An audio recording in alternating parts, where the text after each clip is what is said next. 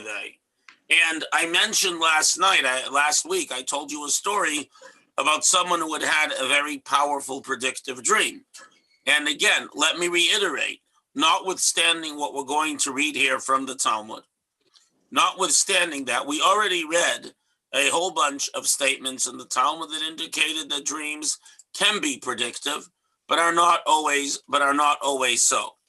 That they can be predictive, but they are not always so. So what if they are predictive, but the dreamer has no clue what the prediction is? What does he do? Nothing. In other words, most of the time, the predictive dream merely tells you in advance what you're going to find out later. I think he should go to Joseph. Joseph was pretty good. Yeah, but Joseph says that, that's a gift from God. In essence, it's a form of prophecy.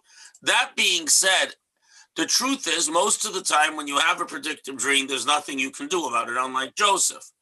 The point that I would like to make is that the fact that we dream, and the fact that we sometimes have predictive dreams, and the fact that we sometimes have informational dreams, and sometimes we have nightmares. So all these things play in to what we're going to talk about, and we may not even get through it tonight because there's a lot to be said. And next week we'll review the different types of dreams and so on. So let us begin. I have this. 1 minute. Okay, good. Okay. Excellent. Let's see what else we have. Okay. Dreams. Okay.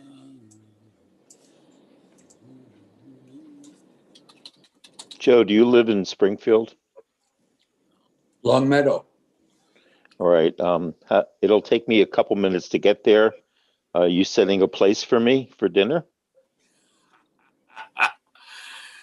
Well, considering that I already ate my dinner a long time ago. So early? No. Are you hungry? No, it just looked good what you put down there. What did I put down? I don't know. I thought you brought some food in. I have a couple of grapes in my hand. They're very tasty. With cheese, by the way, it's even better. Okay, the whole world is watching you, so you might not want to share that with everyone. Okay. Well, not the whole world, but a decent amount of people. Okay, so let us proceed. Okay, yeah, that's all good. I just got to get the Schulz channel up, and we'll be in business because some people wanted to watch on the Schulz channel. So gesundheit, as they say in Japanese. Okay, maybe not in Japanese. Okay, login has been a Torah. Yeah, and share and go. Okay, come on. There we are. And share. Okay, so I'm going to post something soon, not just yet. I'm going to post a doc soon. But so first, so we looked at the idea that the Talmud says, well, dreams often follow their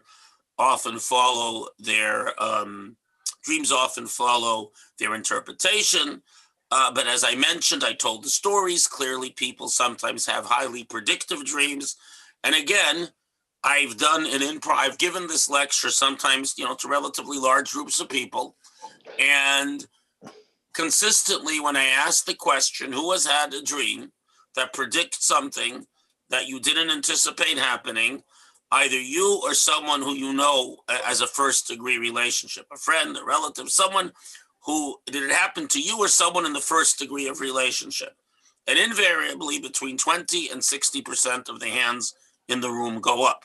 So predictive dreams that are not preceded by thinking about the topic, at least consciously, are relatively common, and many of them predict things that one could not necessarily have anticipated or in one's conscious. You might not have had the necessary information. So we're going to look at a little bit of Talmud now, different Talmud from what we looked at last week, frankly, with a different message and a different approach. So let me bring that up. Okay, there we are. And we're going to do share screen. Share screen. There we are. Okay, I'm going to make it even bigger so everyone can read without any trouble. Yeah, good idea. How's that? That's Perfect. almost passable, yeah. I'll make it a little bit bigger for you, Yassel, here. For you, I'll do anything, almost. There we are. Now it's at 250. Now that's good. Okay, hit. Get. I have to make it just a drop less because I can't get the whole thing there. I'll get it to, Okay. okay, and. Okay, good. So Rabizna Bar Zavda, this is from Brachot, a little bit later than we studied last night. Rabizna Bar Zavda was said in the name of Rabbi Akiva, who heard it from Rab Panda, who heard it from Rab Nachum, who heard it from Reb Biryam, reporting a certain elder. And who was this certain elder? Rabbanah. So this goes way back into the Second Temple period. This is way back. Probably about 30, 40 years for the destruction of the temple. So about the beginning of the first century of the Common Era. There were 24 interpreters of dreams in Jerusalem. Once I dreamt a dream and I went around to all of them and they all gave different interpretations. And all were fulfilled, thus confirming that's what is said, all dreams follow the mouth. In other words, when a dream is interpreted in a certain way, so there are two approaches to this. One is that a dream represents a possibility. It represents, shall we say, a moment of uncertainty, like a Schrodinger's cat kind of moment, where there's a moment they call it quantum foam, where a lot of different things can happen, as they call it in physics. And in this case, there are many possibilities. And just the same way when you measure something as a particle or a wave, it becomes that, but really it has characteristics of both with a photon. So too with these dreams, when you define it a certain way, that entire foam of possibilities collapses the way soap foam ultimately collapses into liquid. It collapses into a certain interpretation. So the higher level explanation of this is that actually a dream does sometimes, not all dreams, but certain dreams represent a wrinkle in probability, a wrinkle in your life, and depending how you unfold the wrinkle, that's what happens. On another level, a more psychological level, some commentators say no, that the dream represents something that was going on inside you, and if you accept an interpretation, that drives you and directs you both consciously and subconsciously in that direction. So if you have a dream that indicates, I don't know, that you should pursue a certain business deal. So you pursue the business deal and it succeeds. That's because the interpretation validated what you were thinking about in your subconscious, but didn't necessarily come to the surface. It is well known and established that when people have a difficult problem to solve and they go to sleep, they don't necessarily dream about it, but in the morning, their subconscious mind has been working on it, and they are often better able to deal with the problem. Now, so then in Brachot, there's a long list of things that if you see this, I just brought the pomegranates, but there's a long list of things that if you see this happens, you see that, this happens. So either these are predictive dreams when they match all the criteria for predictive dreams that I'm going to talk about, or they simply are about the dream following their interpretation. If you see pomegranates in a dream, if they're little ones, it's business like a pomegranate. If big ones, it's business will increase like a pomegranate is full of seeds. If they're split open, he's a scholar, he may hope to learn no Torah.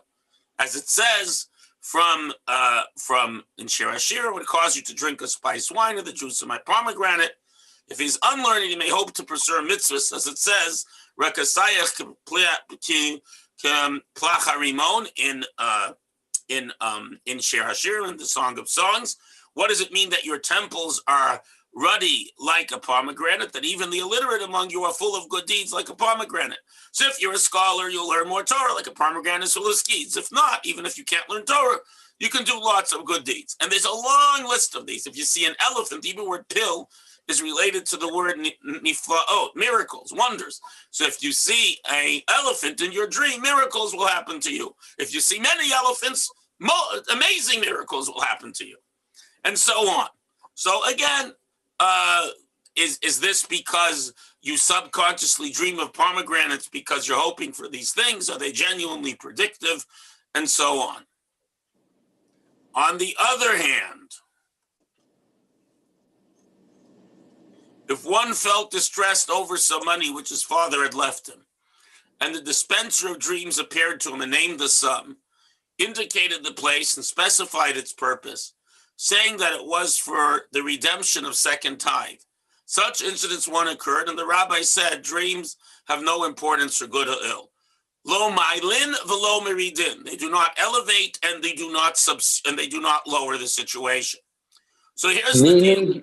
So let me explain, Joe, let me explain the story, because the story is not clear from the Gemara, and then I will hear your comment. So if a person, and of course anyone who wants to ask a question can unmute and ask the question.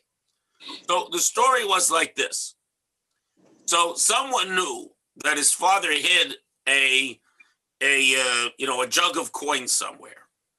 So the dispenser of dreams, it means to say he sees his father in a dream, but the idea is that there is an angel, there's a spiritual power that dispenses dreams.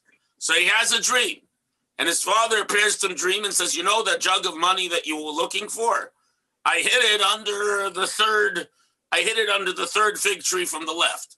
But you should know, he says, that money belongs to Maaser Sheni, to the second tithe.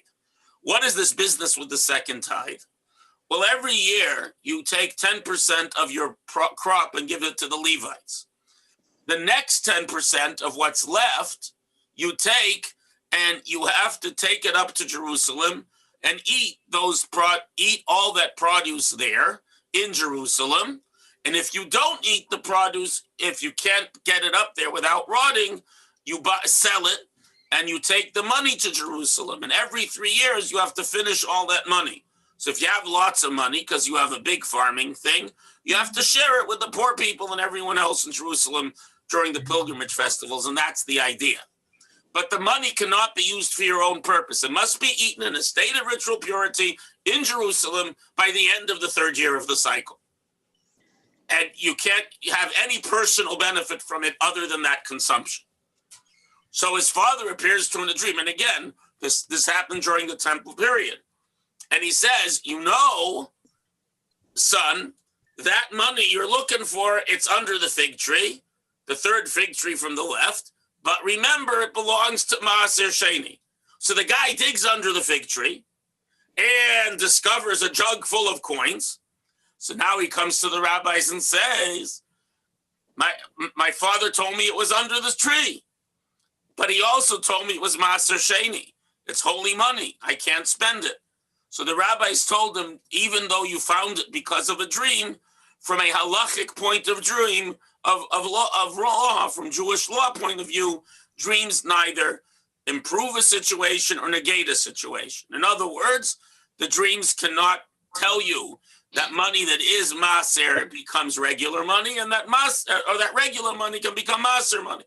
So since you found the money and you have no indication that it was money from the tithe, you can spend it gesundheit.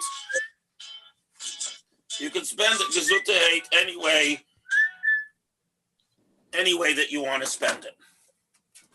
Okay. So basically, what the Talmud is telling us, don't believe in dreams. Right, but you'll notice that the Talmud right before, over here, I'm going to make it blue, the Talmud right before told us that everything you see in a dream teaches you something, and it predicts what's going to happen. So the answer is, it depends on the dream. It depends on the dream. Now, Yeah, I don't have the text. Yeah, go ahead, Bob. well, you know, we yeah, I'm having a little problem here with a lot of this. Like this morning, we don't believe in the what's it, the Astrology. horoscopes.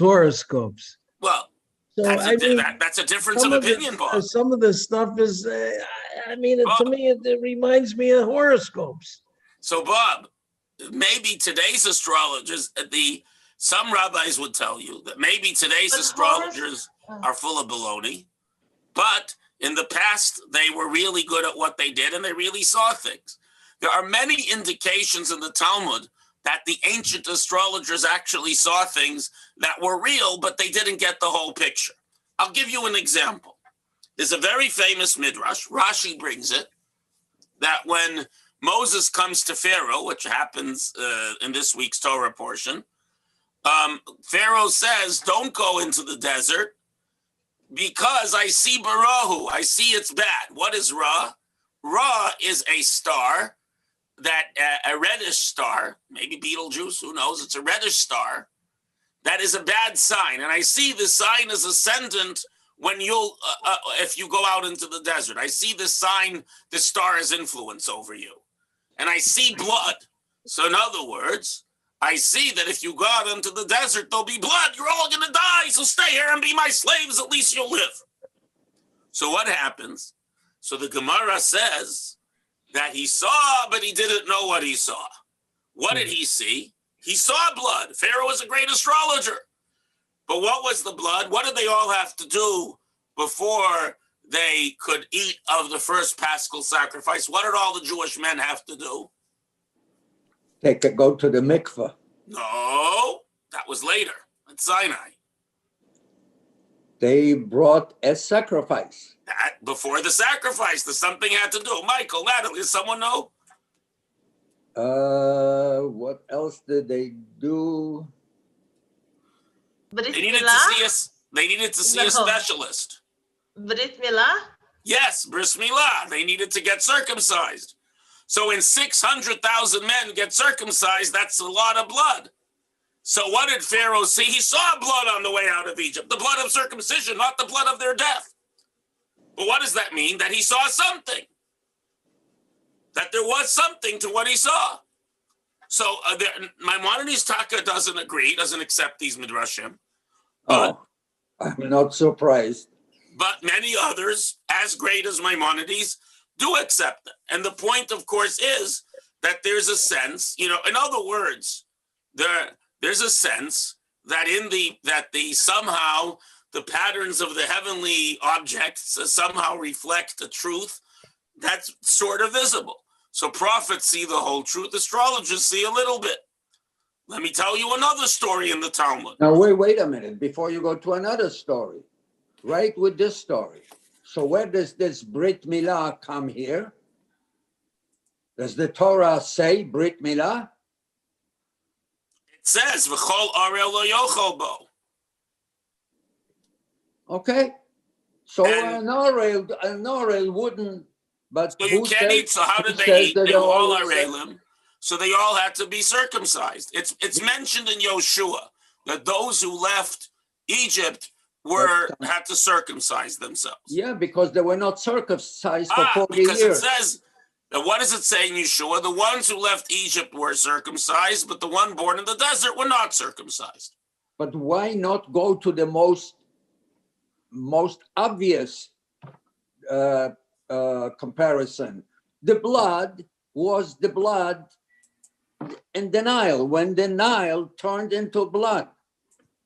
That's the most obvious. Well, no, the reason why that doesn't work, Joe, reason that doesn't work is because Pharaoh said he saw the blood over the Jewish people in the desert, not over Egypt. The plagues came as a surprise to him. What is Pharaoh? But anyways, this is not a Parsha class.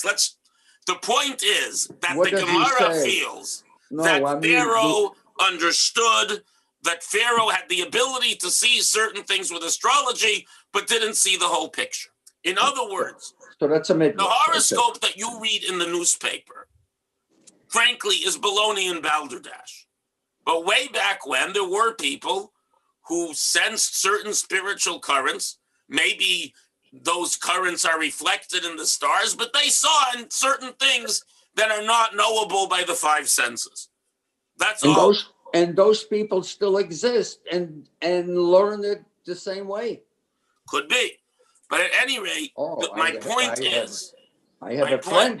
But anyway, so Bob, what was your Yeah. question related to dreams? You asked a question about astrology, but it was related to dreams. Bob Kushner, what was your question? No. I just, it was just, some of this just reminds me of Right. The modern mind is not comfortable with this, and Maimonides wasn't necessarily comfortable with it.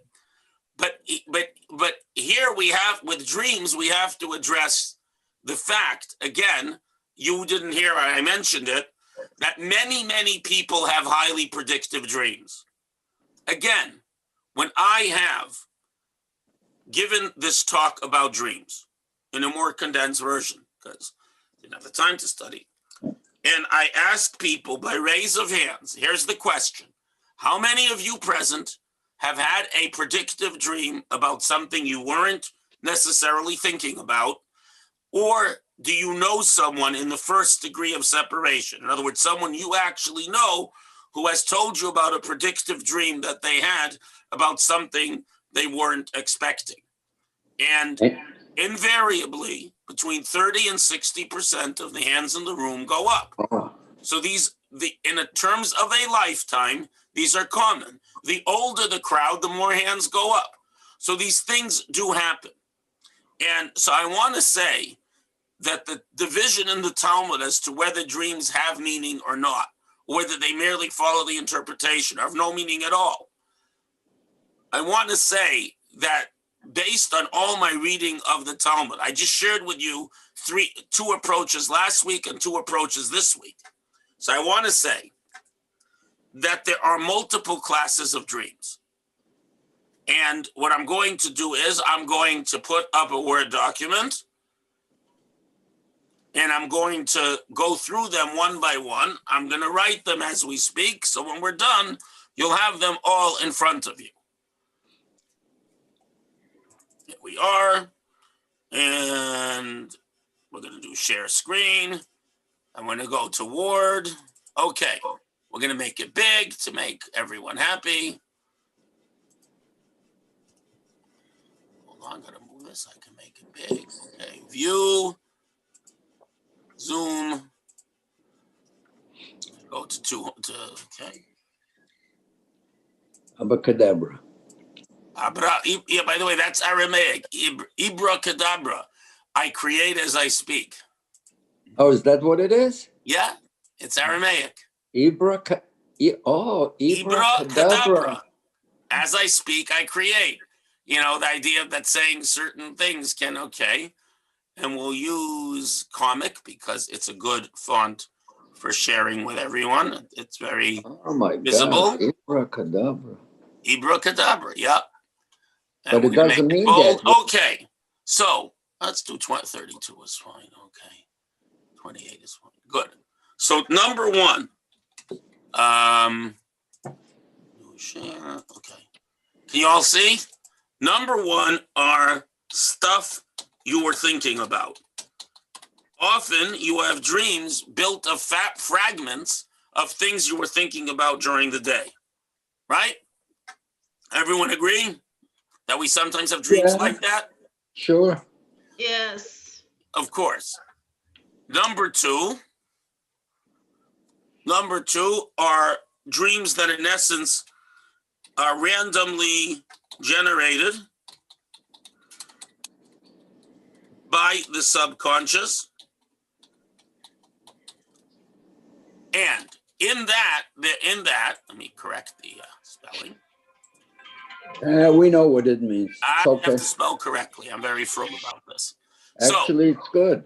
now, so in this, you have several subcategories, which you can just have plain old, you can have just plain old fragments, which means to say just stuff that comes together. B, you can have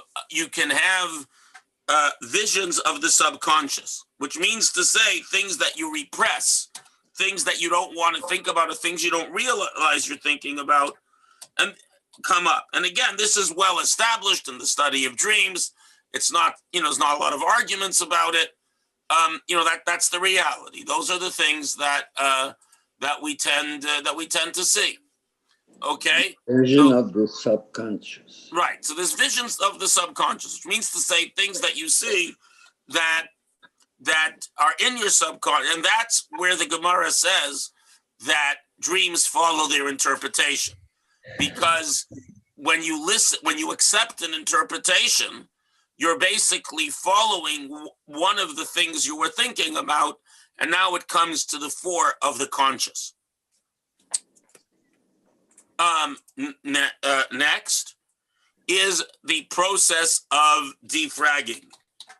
You know that when you have a hard disk, it's less so with the modern solid state disks, but even with a solid state disk in your computer, whenever you do an operation, it leaves behind some trace. And over time, these fragments build up in your drive and slow it down. So you have to flush them out. In the process of thinking during the day, we acquire a lot of things that we think about. There's a lot of things that we think about that we don't necessarily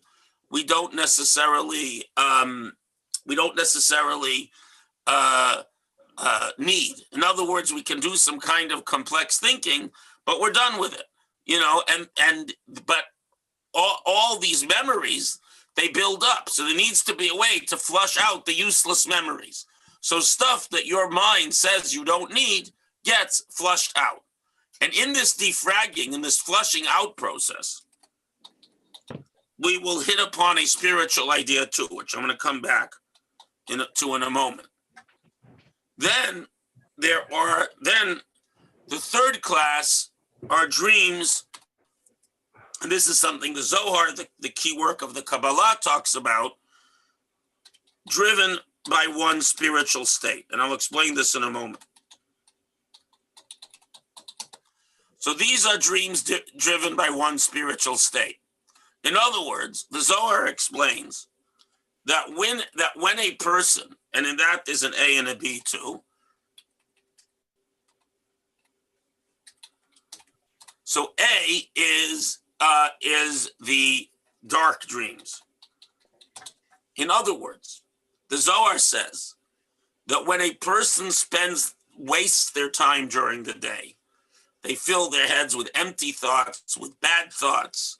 They engage in gossip. They engage in useless or even sinful behavior. In other words, you waste your time and you don't live a worthy day.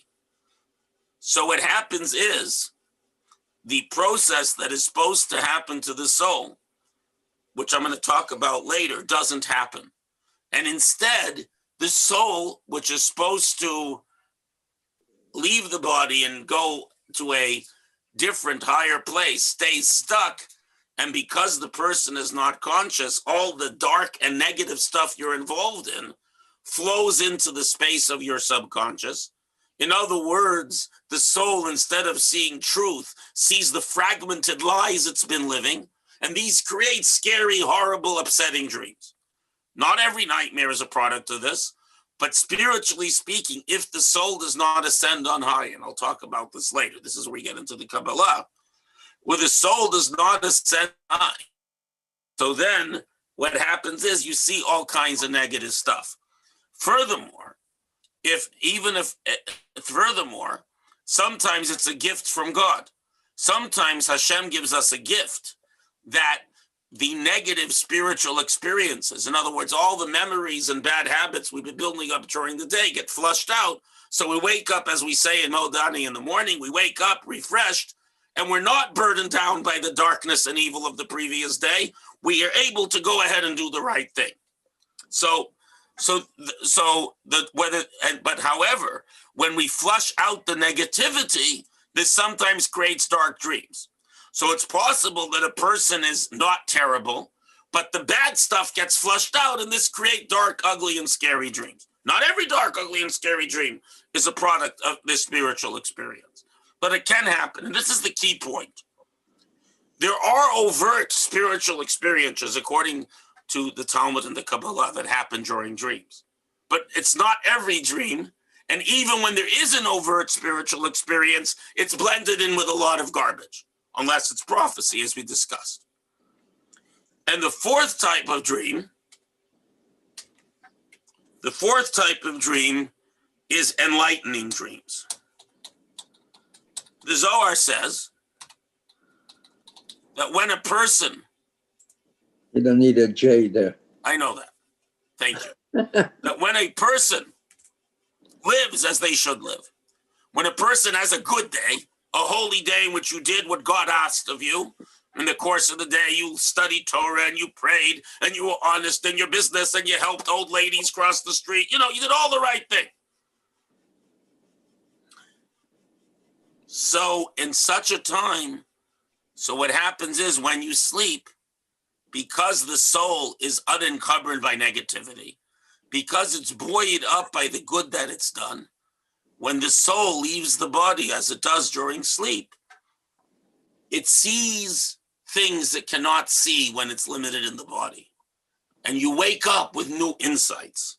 Indeed, there is a book from Rebbe Elazar of Mayence, written in the 13th century, which is called Shailot Utshuvot Min HaShamayim, questions and answers from heaven. And he would prepare himself and he would ask a question before he went to sleep, and he'd wake up with an answer. And he collected these. And some of them are very, very interesting. You mean he went to sleep with a problem and he came up with an answer? Well, yeah, but he did a whole process called Shailat Chalom. It's a whole mystical process. And but he came up with insights of things that, in other words, that he had no basis for knowing. It's interesting. Anyways, Reuven Margoliot, the great scholar, wrote a whole introduction to that book. But it's another discussion. Then after enlightening dreams, there are predictive dreams. As I told you, the story of the person who's the refugee from Germany, the older woman whose friend died, who she hadn't talked to in years or thought about in years. She died and had a very vivid dream of her the night she died, and many other such stories. There are many, many predictive dreams, many such stories. And again, when I gave this talk as a lecture, people often approached me and discussed some of those predictive dreams with me. So now we need to understand why do these happen? How do these things work? So for that, we're going to go to this diagram. But wait, before Go we ahead. go there, predictive dreams. So what do we do with predictive dreams? We do take some action, or we actually say we don't believe in that? Well, the problem with predictive dreams, is as follows: that often, by the time you realize that it was a predictive dream, the event already happens. In other words, almost everyone I know who had a predictive dream that actually came true, it was the kind of thing that you were in a position to do everything about, because we usually have predictive dreams, as I'll explain why in a moment, about other people, not about ourselves. We tend to have predictive dreams about things happening to other people. But I remember mentioning at the class on this subject when we talked about dreams. Last And week, that- yes. And that's recorded. And I I don't know if it's directly from Talmud or. No, go ahead. Yeah.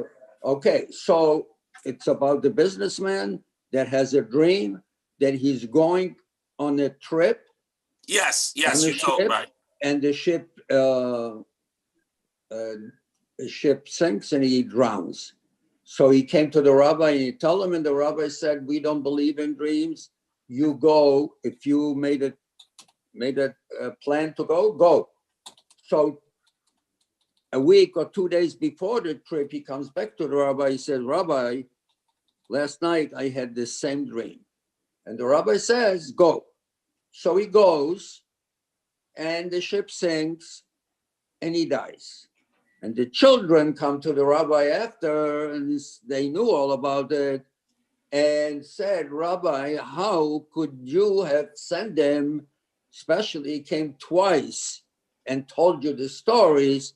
And his answer was, "If your father came today to me, I would still tell him, go on the trip, because we don't believe in dreams. Period." Right. Okay. Yeah, I was looking for that story. Okay. Yeah, No, so I haven't. Because I looked. I haven't found it. I have to check in Hebrew. Okay. Yeah. Anyways, no. So there's nothing here. And another thing I would like to ask is, so what exactly happens when we dream? Because one of the topics you wrote it down was one spiritual experience, I guess, something like that. Right. Yes. So one of them, but what happens when we dream? So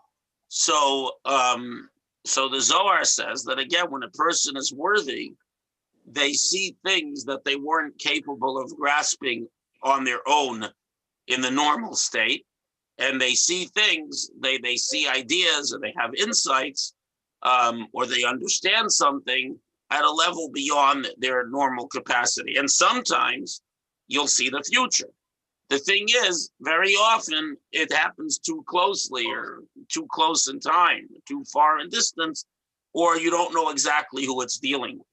So what I want to talk about is why these things happen, why we have these insights from a spiritual perspective, Jewish spirituality.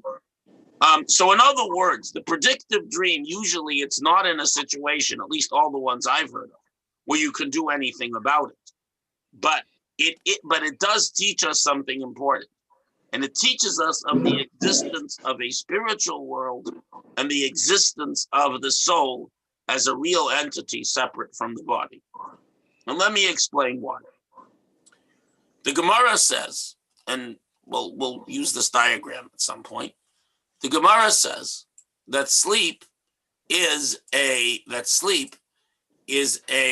60th of death. Now, what does it mean that sleep is a 60th of death? So you live because you have a soul that is engaged in your body, giving it life. When a person dies, the soul leaves the body, and what's left is only the shell. When a person sleeps, the reason why the person loses consciousness and is only functioning at a very basic level, in other words, the mind has memories running through it, but there's no cognition, there's no organized thought, no organized action. You're basically at a certain extent a vegetative state, because the soul has partially left the body. Because it's not fully engaged in the body, it only can give it a little bit of life, but not the full human life that causes the human brain to be the vessel for the mind. Mind is the intersection of brain and soul. So that is missing because the soul has left the body. Now, most of you don't know what a clutch is because you drive automatic transmission cars. Has anyone ever driven a manual car or a motorcycle with a clutch? Of course. I even know about double clutching. Yeah, right. Or if you don't have synchromesh, you have to double clutch. Okay. Exactly. But In the old Jeeps, you had to double clutch. yeah. So, but the point is that with a clutch, which is, it disconnects the engine from the transmission so you can change gears. So there's a moment where, like when you learn to drive a manual car or a motorcycle, when you let out the clutch, it begins to move, but the engine is not fully connected. The clutch plates are not fully connected, so it's not moving at full speed. It's moving only a little bit, because otherwise you'll stall the vehicle. Now, why am I telling you this? Because that's the same thing. The soul leaves the body. It's somewhat connected, so you live, but only a very low level of life, because everything physical is driven by a spiritual dynamic that exists within it. It's like the ends of an onion. Where does that come from? The neshama leaves when you sleep. Where does that come from? What? It's in the Gemara, and it's in the Kabbalah, and it's in the Medrash, and it's in your Siddur. Is there any proof for it? Well, basically, once you understand the principle that we have a body and soul, which is a fundamental principle of Judaism, it's understood that the more the soul is separate from the body. But at any rate, the less consciousness you have. And that being said, the idea is part of the oral tradition. It's in the Kabbalah, it's in the Talmud, and it is a universally accepted idea within Judaism, and it makes perfect sense. It makes perfect sense, but besides that, it is a fundamental tradition. No difference than that an esrog is an esrog. So that's where is it written? In the Talmud, in the Medrash, in the Kabbalah, in the Zohar, and also in your prayer book. You all know that the city. No, but Yeah, well, then so all I know is when you get older and you get up 3-4 times a night, your soul is busy. Yes, Gets it is. Up, it comes back. Yes, it does. To go up when you wake again. up, but you know what? In between getting up to go to the bathroom, your soul is you dream, and you're not able to think, and you're not able to voluntarily move. So clearly your soul, in other words, yeah, your soul's busy, but so be it. That's part of getting older. That's life. Now, but let's go back to the point. Rabbi, what is the purpose of this trip, this soul trip? Very, very good question. That was our next point. So the Hebrew word chalom, there is a pasuk that says v'tachlimeni v'tachayeni. Chalom means strength. Chalom means dream.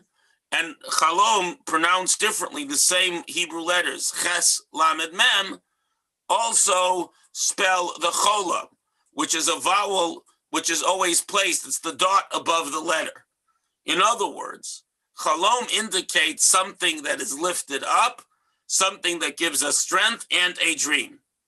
Because, as we all know, we need to sleep, and sleep gives us strength. We go to sleep tired and wake up refreshed.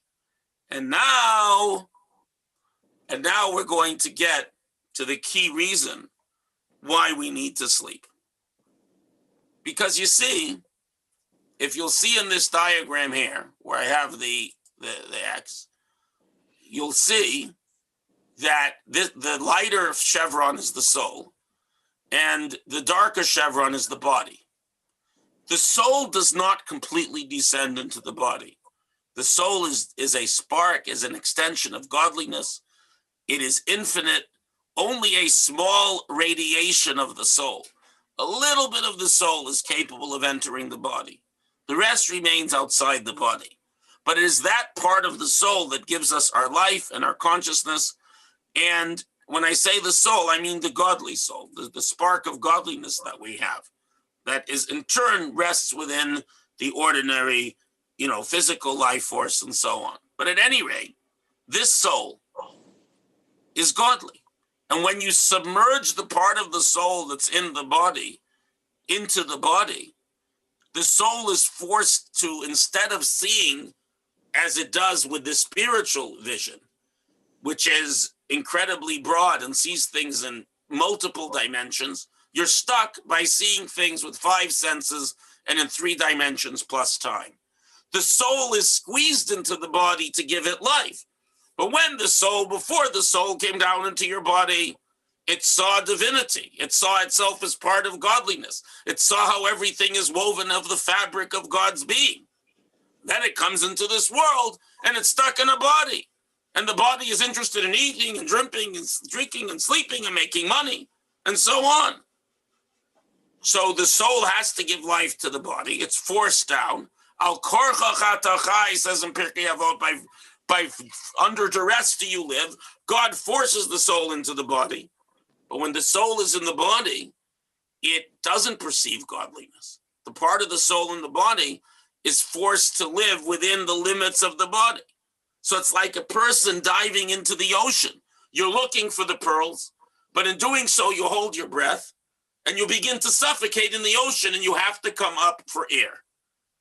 Sleeping is the way the soul comes up for air because it leaves the body. See the second thing? It leaves the body. It remains partially connected like the clutch, so we don't die. But the part of the soul right here that was stuck in the body is now out of it.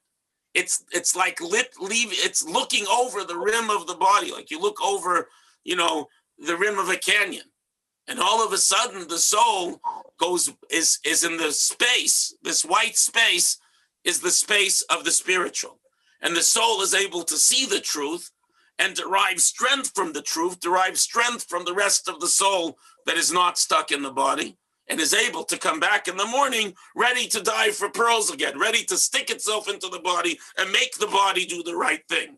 But the soul needs vision and strength to do this, otherwise it suffocates. That's true for all people. Yes, every human being, because every human being has a soul that drives them to do the good. If that was the case, Hitler's soul would never come back after the first dream. No, because some people, they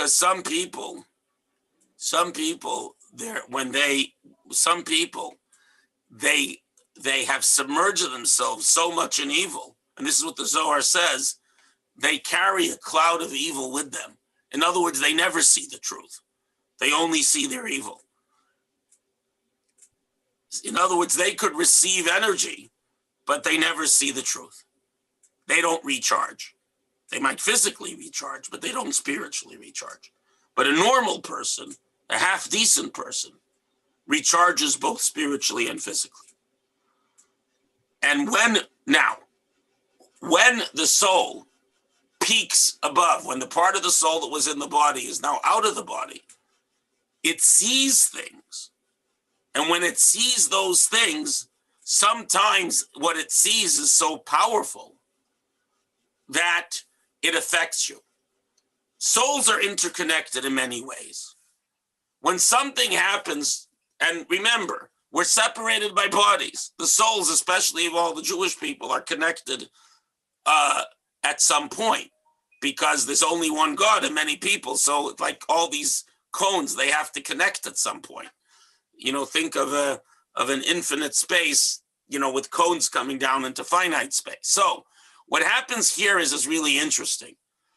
When one soul overlaps the other, even though it takes place outside the body, when something very powerful happens to a soul, it shakes the whole soul, and it shakes the souls that are attached to it. What souls are attached to you? Friends, relatives? If you, by divine providence, have to do with someone, it's because there's a soul connection. And when there's a very strong shaking, that so affects the soul that it remembers it when it enters the body again. And these are the predictive dreams. So when a person is leaving this world, that's such a powerful motion, it shakes all the souls close to it. So sometimes we dream things about friends and relatives, their injury, their death, and so on. Now,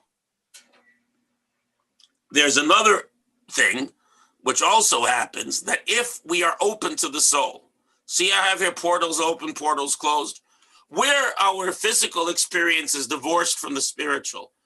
We may do mitzvot and so on, but we're primarily focused on our physical life. So the body doesn't speak the language of the soul. But if we're refined and we use our bodies and our minds for holy purposes, so then the portals are open. The body and soul speak a similar language. So when the soul comes back, the body can intersect, like my fingers. It can mesh with the soul and perceive what the soul saw when it was in this other realm, in this other world. And that is one of the reasons why we get insights into things, particularly spiritual and only things that we might not otherwise have seen when we sleep. Again, there's no way of predicting this, but this is why it happens. So even though you can't really do anything about a predictive dream, nevertheless, it shows us that there is a spiritual realm that really exists, that exists beyond us, and therefore we can see things that we can't have possibly known, precisely because there is that our body and soul are not one thing, but two distinct realities that live with each other, but there exists that godly spark that is real. And this is where these insights come from. And that's why we sometimes have a predictive dream.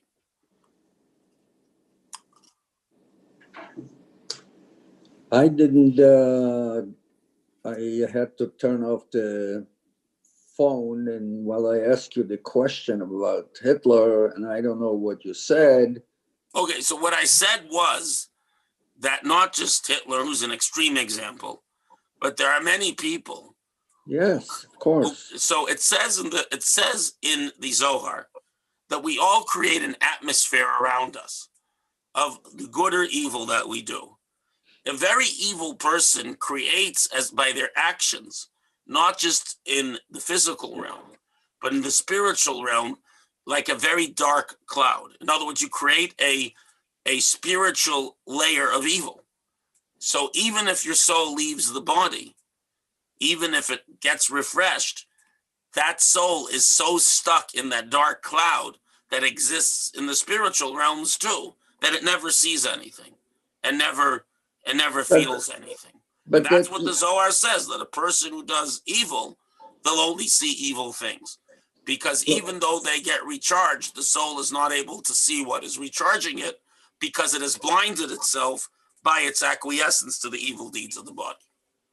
But those are just ideas by some people. So the Zohar. So there are a lot of people that don't really connect to the It's Zohar not a matter of or connecting. any Kabbalah. The Kabbalah is an intrinsic part of the oral tradition, like the Mishnah. And, you can say you don't believe in the Mishnah either. The fact is, this is an intrinsic part of Judaism. There are many people who don't study the Kabbalah, but the Kabbalah itself represents one of the fundamental layers of Judaism. The entire Torah is understood on 4 layers: the simple, the allegorical, the homiletic. In other words, remez means the hints that are hidden in extra words and extra letters. We learn a lot of halacha from those things. Drush is the midrashic, which isn't just what we call medrash in terms of stories about the Torah, but the process of analyzing the intention and meaning of the Torah as a whole. And that includes the philosophical ideas like God's oneness and so on. And then there is Sod, the hidden, which is the Kabbalah, which deals with the fundamental spiritual dynamic that drives all these things. The Zohar is one development of that fundamental tradition that goes all the way back to the very beginning. So one can embrace the Kabbalah or not study it or feel that it's too scary to study, which I don't, whatever the story is. But the fact is, it represents an intrinsic part of Judaism. For example, much of Kohelet cannot be understood without the Kabbalah. Frankly, the first chapter of Yechezkel, the divine chariot, cannot be understood without the Kabbalah. The story of Moses, being hidden in the cleft of the rock, cannot be understood without the Kabbalah, and on and on. But that's another discussion. I'm simply saying that these ideas represent core ideas in Judaism, and they represent the interface between our spiritual experiences and our physical ones. And, in other words, the question is, since there is no physical method of having a predictive dream, in other words, if it's not in your subconscious, you can't have that dream from a physical perspective. But if there's new information entering your subconscious, not from your experience, but from things that your soul saw or felt in a space that isn't governed by any of the laws of physics or chemistry or so on, because it's spiritual space, then it makes sense, then it can happen. And this is, I think, the deepest and most important lessons from dreams, that certain types of dream demonstrate to us the existence of a realm beyond the physical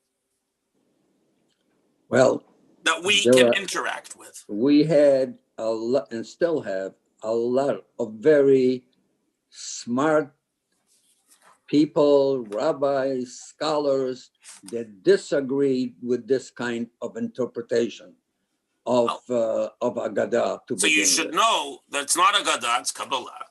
And one of the things you should know, Kabbalah, yeah, one of the things Kabbalah. you should know is Kabbalah means received. It's not philosophy that you make up on your own. And until relatively recently, until the late Middle Ages, really, actually until the time of the Ari in the 16th century, only certain people were initiated into the Kabbalah. It's part of the tradition. They know it existed, but very few people studied it and very people could understand it.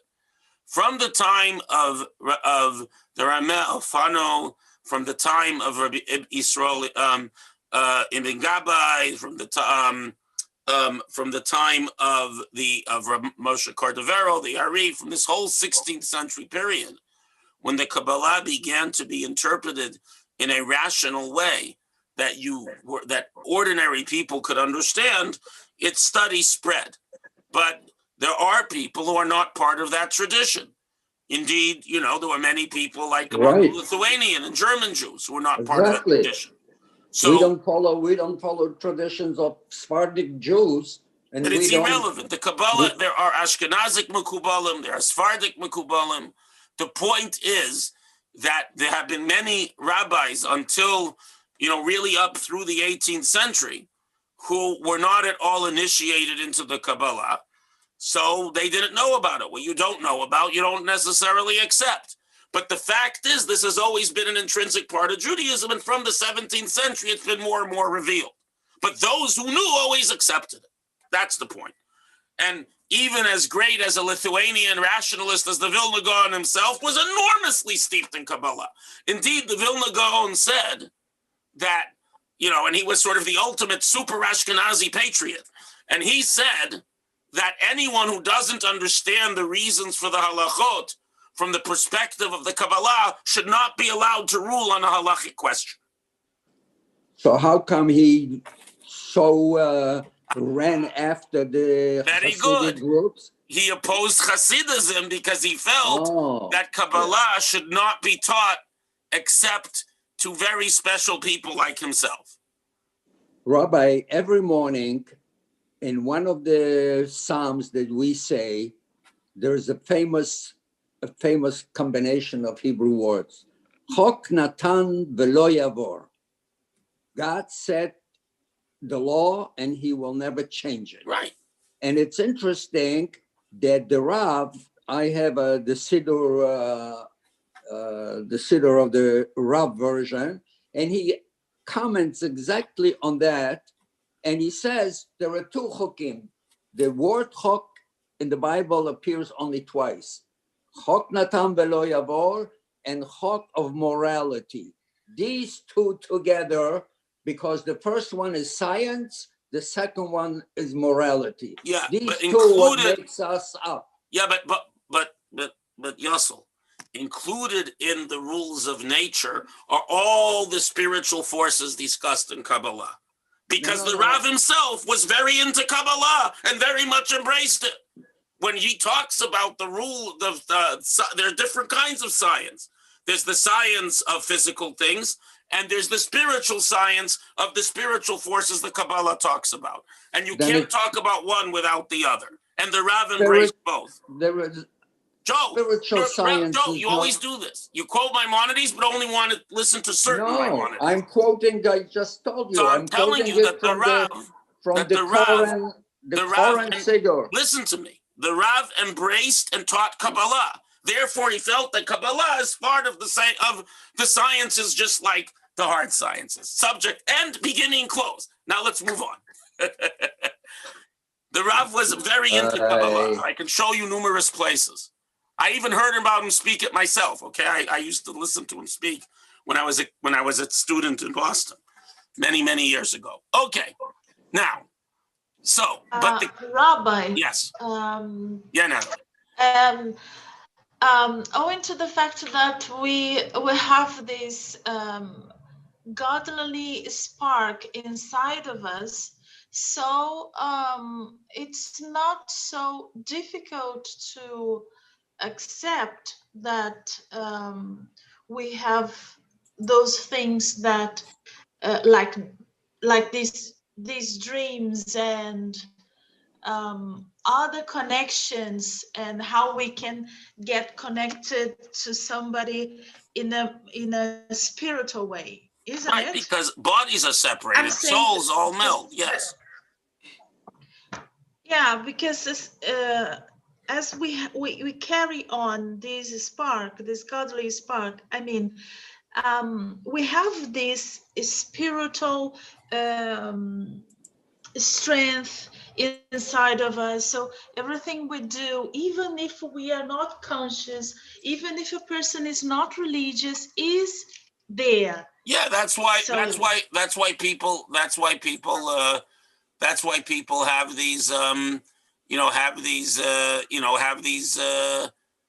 have these have these dreams, whether they're religious or not. You don't have to be religious to have them. But what I'm going to show you, but as you see here, bodies are separated. But if everything comes from God, God is one and infinite. So think of a series of cones. As the cones expand, the tips rest in our body. As they expand, they have to intersect. And as they intersect, they relate to each other. So some great transition in one soul is felt by the other. And I'll conclude with something we find in the book of Daniel. I'm going to do a search for it. I'm going to find it in English. So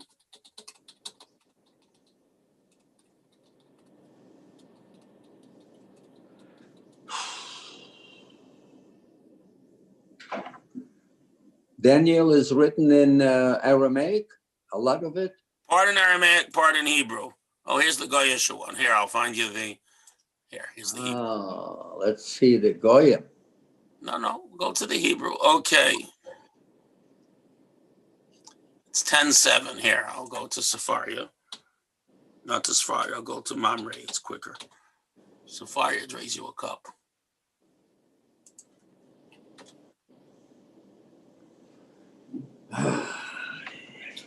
We're almost done. Are we going to study Kabbalah? We can do that. We'll have to add a class, but we can do that. Or we can do an intro to the Kabbalah. Certainly. Maybe we should start a class in Zohar. Okay. Yeah. I have to see if there's English. So look, here we are. On Hebrew and English. Mamre. Here's the book of Daniel. Okay. Don't worry, the Rav studied Kabbalah, and your Where friend is Rabbi this? Sachs studied it too. What is this thing? Mamre? Machon Mamre is just, it has the basic JPS, Hebrew English, but it's really nicely done. Okay, so Daniel has this vision of this huge fellow and so on. And here we are. So, V'ra'isani Daniel Levadi, this is the part that's in Hebrew. I, Daniel, alone saw the vision. For the men that were with me saw not the vision. But a great fear fell upon them, and they ran around and hid. So the Talmud then asked the question that if they didn't see this scary vision that Daniel saw, why did they run away? So the answer is, Afal Gav the Iyu Lo Chazi, says the Gemara, though they didn't see Mazlayu Chazi, their mazel saw. You know, we tell someone mazel tov. You know what mazel means? Mazel means a flow of new life force. And when you get married, it's a new relationship. You have a baby, it's a new baby. So that's mazel tov. You reach maturity, become bar and bat mitzvah. Mazel means to flow down from above. That's what it means. So in other words, there's a part of our soul that's above. And a blessing is where God feeds more life force into your soul, and it flows down till it enters the part of your soul that's in your body. That's mazel. So Daniel says, so the Gemara explains, Daniel saw the vision because Daniel was someone whose body was capable of encompassing more of his soul. His body was capable of holding a greater, so his soul saw a vision that he could handle. They were nearby because these were Daniel's friends, Hananiah, Mishael, and Azariah. So Hananiah, Mishael, and Azariah, where did that go? It's here, right? So their soul, because their souls were attached to him, they were close friends and companions. His soul, when his soul saw this vision, they saw it too, but they couldn't process it because their bodies were not sufficiently refined. So it simply blew their circuits, and a terrible fear struck them, and they went and they hid. It blew their circuits. They couldn't handle it. Daniel had a 30 ampere fuse. They only had a 15 ampere fuse. But the idea is that there is all this stuff going on beyond our at the part of our soul that isn't in our body, that when profoundly moved affects the part of the soul in the body. That was the so this idea, the Gemara clearly indicates that there are things that we see even though we cannot see them, and it affects us at some level, even though we cannot see. Anyways, so with that, I will wish everyone a good night and very pleasant holy dreams. Holy dreams. And if anyone has a topic they want to discuss for next week, let me dream. know. Send me an email by Friday, 10 o'clock, which is when I do my my schedule for the coming week.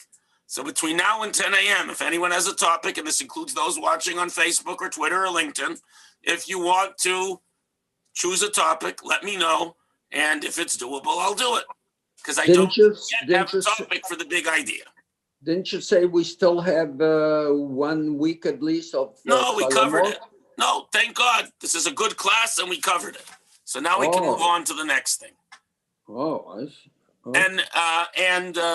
And I'm also going to put a new PDF for Rabbi Sachs from one of his books, actually, as opposed to his Parsha thing for next week. Remember, on the 17th, in 2 weeks, basically, we begin studying Halachic Man on Sundays. Anyways, have a great day, everyone. Thank you for coming. As I said, Thank you.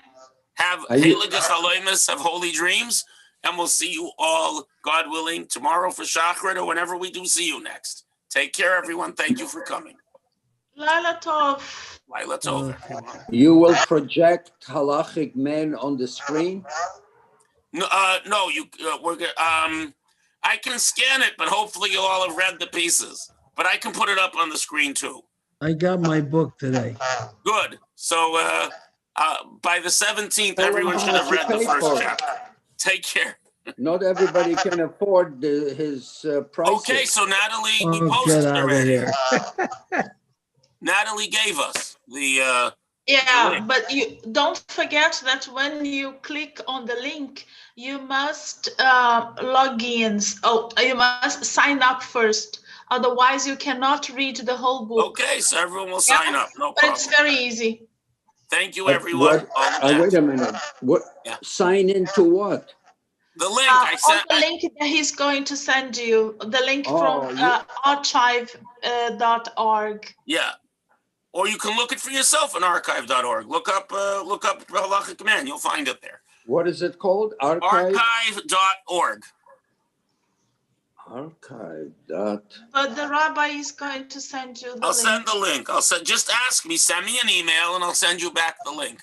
Sei gesund, everyone. Archive. I guess. See you later, alligators.